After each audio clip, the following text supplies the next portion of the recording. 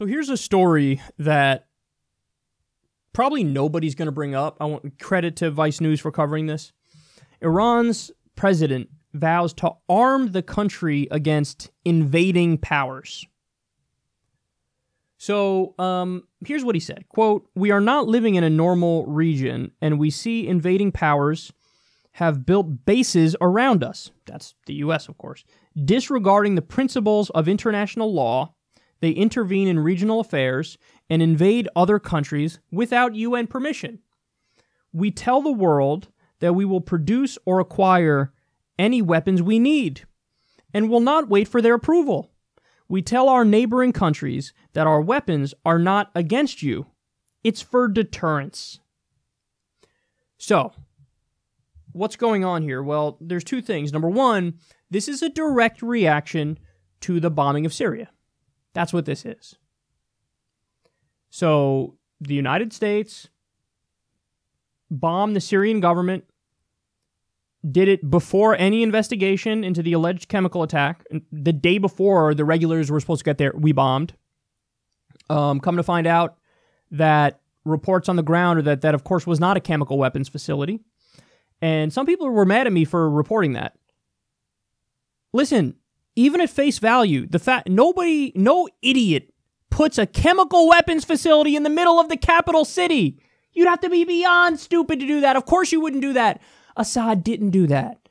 So we bombed what some are saying is an anti-venom medical facility.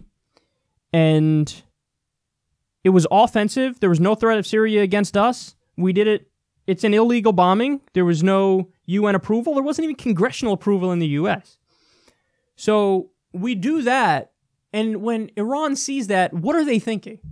They're going, holy shit, they're doing it again. They did it in Iraq. They did an offensive invasion against a country that didn't attack them, killed minimum 200,000 civilians, tortured, all that. But in the case of Iraq, it actually helped Iran because then a Shia government went into place in Iraq. And of course, they're a Shia Islamist theocracy in Iran. So even though they rail against Iraq, they kind of liked it because Saddam was Sunni. And of course, that fought a war against Iran. But they looked, now we're doing it in Syria. Syria is their ally. So now they're directly threatened by that. They're like, oh, shit. So as a direct reaction, after us bombing one of their top allies, now they're going, okay, maybe we will get nuclear weapons. That's what this is. This is a warning. Okay, fine, maybe we will get nuclear. How about that? How about maybe we will get nuclear weapons?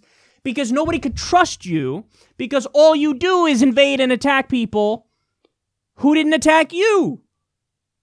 So we're supposed to trust you? We're supposed to trust you after this shit. And the second part of it is, this is a reaction to the Trump administration and their position on the Iran deal.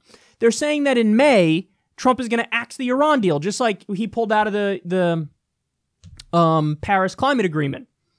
So when you have an administration that doesn't honor any of the agreements from previous administrations, that sends a message to the world. You can't trust us.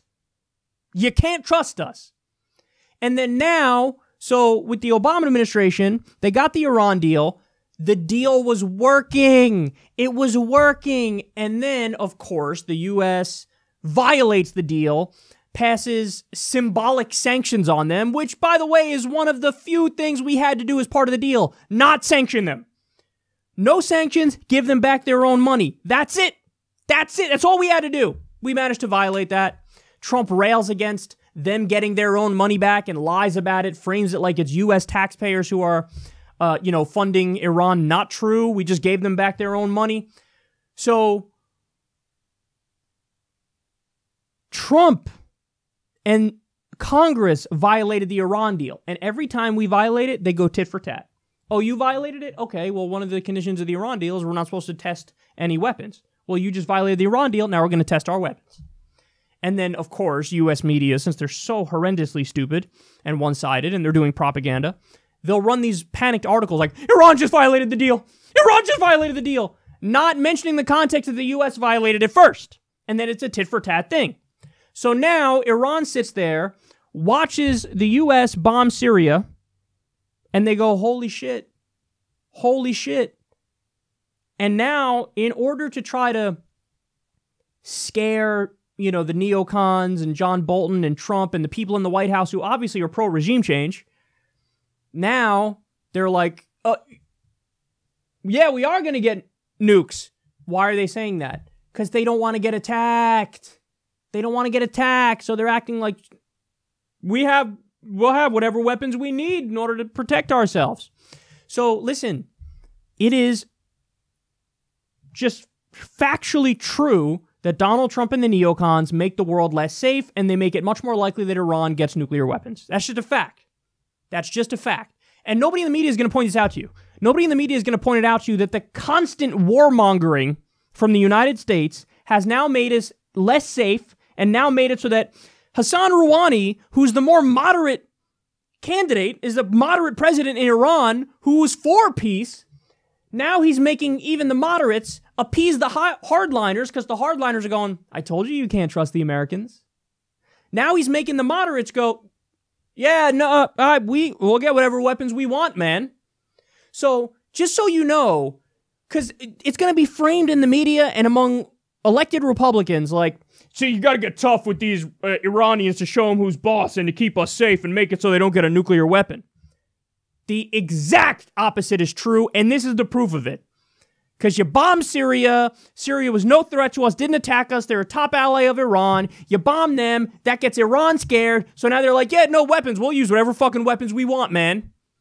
So you're wrong. The fucking hawkishness begets hawkishness. Hardliners, far right-wingers beget far right-wingers. So when you have people on the far right in the U.S. and the neocons bombing everything, invading everywhere, then people in Iran are like, yeah? Okay, well, we're going to fucking get people who are hardliners and right-wingers and are going to get whatever weapons we want to protect ourselves. They're fucking wrong, man. The neocons and the far right-wingers in the U.S. who always fucking want to do war and are always toppling countries and are destabilizing the world, they're fucking wrong, and this is more evidence of it right here. They're making the world less safe, not more safe.